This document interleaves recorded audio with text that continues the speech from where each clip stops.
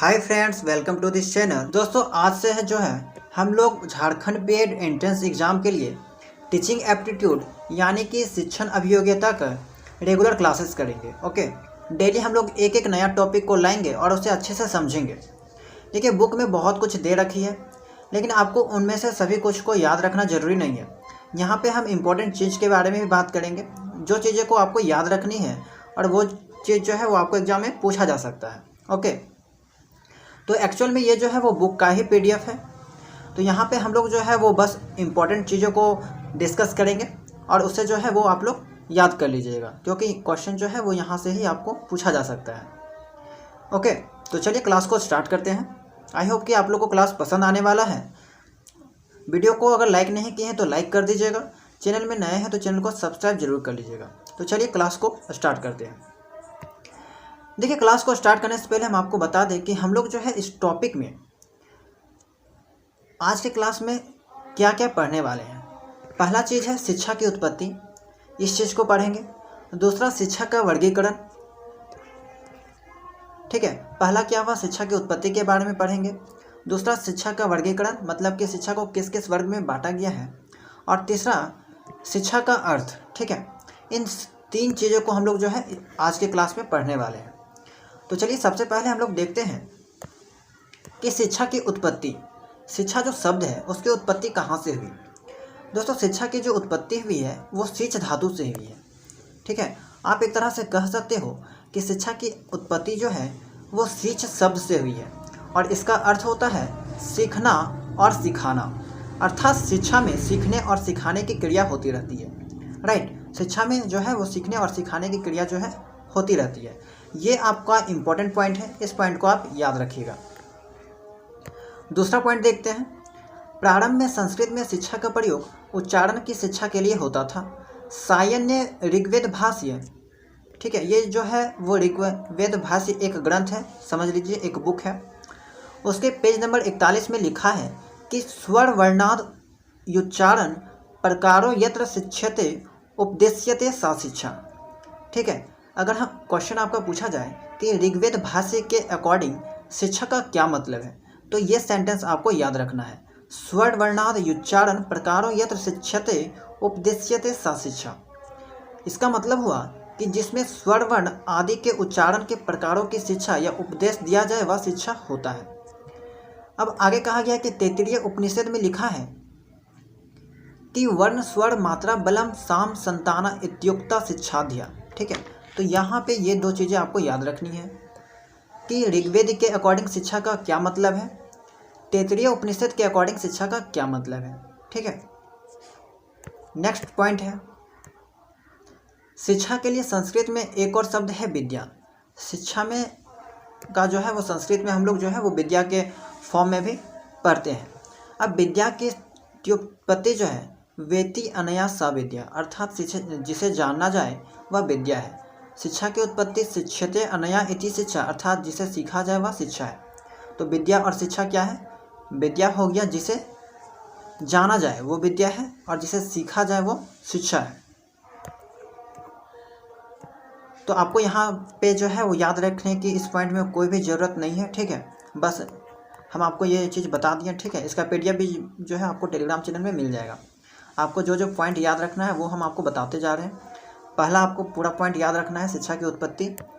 दूसरा जो है वो ऋग्वेद भाष्य के अकॉर्डिंग शिक्षा का डिफिनेशन क्या है, तैत्तिरीय उपनिषद में के अकॉर्डिंग शिक्षा का क्या डिफिनेशन है, ये चीज़ आपको याद रखनी है।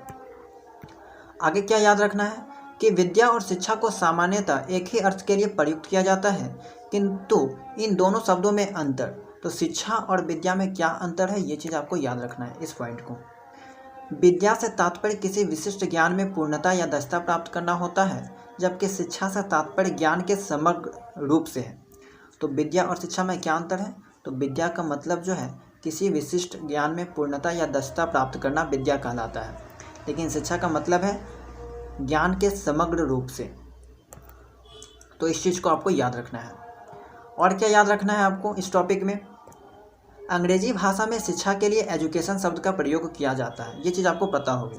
लेकिन आपको ये चीज़ नहीं पता होगी कि एजुकेशन शब्द की उत्पत्ति कहाँ से हुई। तो एजुकेशन शब्द की उत्पत्ति लैटिन भाषा के एजुकेटम शब्द से हुई है, जिसका अर्थ है शिक्षण कार्य करना। तो ये पॉइंट भी आपको याद रखना है कि एजुकेशन शब्द की उत्पत्ति कहाँ से हुई, लैटिन भाषा के एजुकेटम शब्द से हुई है, जिसका अर्थ है शिक्षण कार्य करना। ये चीज़ भी आपको पूछा जा सकता है। नेक्स्ट पॉइंट है एडुकेटम शब्द दो मूल शब्दों ए और डुको के योग से बना है। ठीक है, ये चीज़ भी आपको याद रखना है कि एडुकेटम शब्द दो मूल शब्दों ए और डुको के योग से बना है। ए का क्या मतलब है, अंदर से, और डुको का अर्थ होता है अग्रसर होना, यानी कि आगे होना। अब इस प्रकार एडुकेटम शब्द का अर्थ हुआ अंदर से बाहर की ओर लाना। एजुकेशन शब्द के इस मूल रूप से यह प्रकट होता है कि शिक्षा में अध्यापक छात्र को कुछ देता नहीं बल्कि उसकी अंतर्निहित शक्तियों को प्रस्फुटित होने में सहायता प्रदान करता है।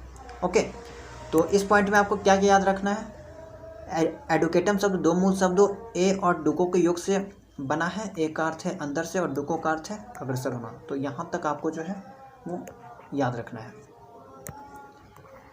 नेक्स्ट पॉइंट है कुछ विद्वानों के अनुसार एजुकेशन शब्द की उत्पत्ति एडसियर शब्द से हुई है। देखिए, कुछ विद्वान का मानना है कि एजुकेशन शब्द की उत्पत्ति जो है वो एडसियर शब्द से हुई है, और उसका क्या मतलब है, विकसित करना या फिर पथ प्रदर्शित करना। तो ये पॉइंट भी आपके लिए इम्पॉर्टेंट है, इस पॉइंट को भी आप लोग याद कर लीजिएगा। तो ये था हम लोग जो पढ़े वो था शिक्षा की उत्पत्ति के बारे में कुछ पॉइंट, इंपॉर्टेंट पॉइंट। अब हम लोग जानते हैं शिक्षा को वर्गीकरण कैसे किया गया है, उसको कैसे जो है वो बांटा गया है। तो देखिए, अर्थ की व्यापकता के आधार पर, ठीक है, अर्थ की व्यापकता के आधार पर शिक्षा को दो वर्गों में रखा गया है, औपचारिक शिक्षा और अनौपचारिक शिक्षा। तो ये चीज़ें भी आपको पूछी जा सकती है कि अर्थ की व्यापकता के आधार पर शिक्षा का कितने वर्ग में बांटा गया है। तो औपचारिक शिक्षा, अनौपचारिक शिक्षा। ओके, अब औपचारिक शिक्षा किसे कहते हैं, अनौपचारिक शिक्षा किसे कहते हैं, ये चीज़ आपको याद रखना है। तो देखिए, औपचारिक शिक्षा को शिक्षा के संकुचित अर्थ में लिया जाता है।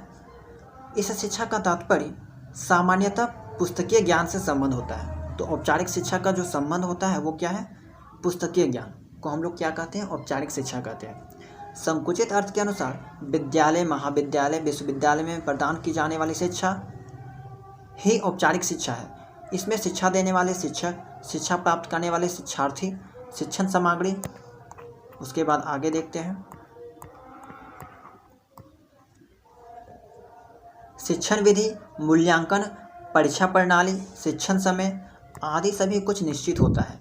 इसमें व्यवहारिक व या प्रायोगिक शिक्षा पर अधिक बल नहीं दिया जाता बल्कि सैद्धांतिक शिक्षा प्राप्त की जाती है। तो आपको समझ में आ गया होगा कि औपचारिक शिक्षा किसे कहा जाता है, कि वैसा शिक्षा जो कि आपका संकुचन होता है, ठीक है, संकुचित होता है, जो आपको विद्यालय, महाविद्यालय वगैरह में जो दिया जाता है, ठीक है, उसमें व्यवहारिक ज्ञान बहुत ही कम होता है।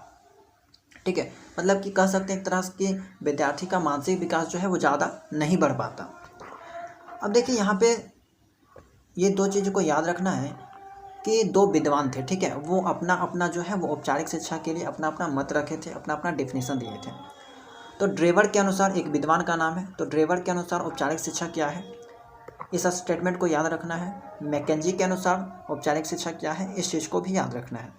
तो औपचारिक शिक्षा एक ऐसी प्रक्रिया है जिसके द्वारा बालकों के ज्ञान, चरित्र व व्यवहार को एक निश्चित दिशा तथा रूप प्रदान किया जाता है। ये किसका कथन है, ड्रेवर के अनुसार। मैकेंजी के अनुसार शिक्षा, औपचारिक शिक्षा किसे कहते हैं, तो संकुचित अर्थ में शिक्षा का तात्पर्य हमारी शक्तियों के विकास और सुधार के लिए चेतनापूर्वक किए गए प्रयासों से है। ठीक है, तो ये दोनों जो है वो स्टेटमेंट आपको याद रखना है। नेक्स्ट में हम लोग देखते हैं दूसरा टाइप, अनौपचारिक शिक्षा क्या है। तो अनौपचारिक शिक्षा जो है वो औपचारिक शिक्षा का जस्ट अपोजिट है। उसमें जो है हम लोग क्या देखिए, अनौपचारिक शिक्षा को शिक्षा के विस्तृत अर्थ में लिया जाता है, ठीक है, विस्तार के अर्थ में लिया जाता है। हम लोग उसमें क्या किया, अंतर भी यहाँ पे आपको पूछा जा सकता है कि औपचारिक शिक्षा या फिर अनौपचारिक शिक्षा में अंतर क्या। तो वो जो था औपचारिक शिक्षा संकुचित अर्थ में लिया जाता था, और ये जो है वो विस्तृत अर्थ में लिया जाता है, यानी कि विस्तार। ठीक है, अनौपचारिक शिक्षा में हमको ज़्यादा कुछ सीखने को मिलता है। तो अनौपचारिक शिक्षा के अंतर्गत शिक्षा का आजीवन चलने वाली प्रक्रिया माना गया है। इसके अंतर्गत बालक घर, परिवार, पड़ोस, विद्यालय, समाज व पर्यावरण द्वारा जो कुछ भी सीखता है, अनुभव करता है या प्रेरणा प्राप्त करता है, वे सभी शिक्षा में ही आते हैं। इसी प्रकार जन्म से मृत्यु पूर्व तक निरंतर शिक्षा प्राप्त करता रहता है। अनौपचारिक शिक्षा में बालक की सभी ज्ञानेंद्रियां काम में आती है, अतः बालक का सर्वांगीण विकास संभव हो जाता है। ओके, तो अनौपचारिक शिक्षा और औपचारिक शिक्षा किसे कहा जाता है, ये चीज़ें आपको पता होनी चाहिए। नेक्स्ट आपको क्या याद रखना है, देखिए जैसे हम लोग औपचारिक शिक्षा के बारे में 2 प्रसिद्ध विद्वानों का क्या कथन था वो चीज़ याद रखें, उसी तरह यहाँ पे 2 विद्वानों का कथन जो है वो अनौपचारिक शिक्षा से रिलेटेड रखा गया है और इसका स्टेटमेंट भी आपको याद रखना है। मैकेंजी के अनुसार अनौपचारिक शिक्षा क्या है, रेमांड के अनुसार अनौपचारिक शिक्षा क्या है। तो इस स्टेटमेंट को आप लोग जो है वो एज इट इज याद रखना है, समझना है। अनौपचारिक शिक्षा एक प्रक्रिया है जो जीवन पर्यंत चलती है और जीवन के प्रत्येक अनुभव उसके ज्ञान भंडार में वृद्धि करते हैं, ये चीज़ आपको याद रखना है। अनौपचारिक शिक्षा विकास का वह क्रम है जो बाल्यावस्था से परिपक्वता तक चलता है। अनौपचारिक शिक्षा क्या है, विकास का वह क्रम है जो बाल्यावस्था से परिपक्वता तक चलता है, जिसमें मानव अपने आप को आवश्यकतानुसार धीरे धीरे भौतिक, सामाजिक व आध्यात्मिक पर्यावरण के अनुकूल बना लेता है। ये किसका कथन है, रेमांड का। ठीक है दोस्तों, अब हम लोग पढ़ते हैं कि शिक्षा का अर्थ के बारे में। ठीक है, तो शिक्षा को जो है वो 2 अर्थों में बांटा गया है, एक वास्तविक अर्थ और एक आधुनिक अर्थ। शिक्षा का वास्तविक अर्थ का क्या मतलब होता है, ये चीज़ हम देखते हैं। देखिए, शिक्षा को औपचारिक शिक्षा को परंपरागत रूढ़िगत बना देता है। इससे शिक्षा सामाजिक परिवर्तन के साथ नहीं चल पाएगी और ना ही व्यक्ति के लिए व्यवहारिक और उपयोगी सिद्ध हो पाएगी। इसके विपरीत शिक्षा का अनौपचारिक स्वरूप बताता है कि व्यक्ति को अपने दैनिक जीवन के अनुभवों से स्वतः ही शिक्षा मिलती रहती है। इस स्थिति में शिक्षा के विकास के लिए प्रयास करने की आवश्यकता ही नहीं रह जाएगी। ऐसा होने पर शिक्षा का औपचारिक भाग भी अच्छी तरह विकसित नहीं हो पाएगा। अतः शिक्षा के वास्तविक अर्थ में शिक्षा के संकुचित और विस्तृत दोनों ही अर्थों को शामिल किया जाता है। ठीक है, तो देखिए आपको यहाँ पे इतना लंबा चौड़ा चीज़ें कुछ भी याद नहीं रखना है, ये सब बस पढ़ने के लिए है। याद क्या रखना है, तो यहाँ पे ये चीज़ आपको याद रखना है कि शिक्षा का वास्तविक अर्थ के संदर्भ में कहा जा सकता है। यहाँ पे रियल बात बोला गया है इस पॉइंट में कि शिक्षा का वास्तविक अर्थ के संदर्भ में लास्ट लाइन में जो है कहा गया है कि शिक्षा एक ऐसी प्रक्रिया है जिसके द्वारा जो है वो बालक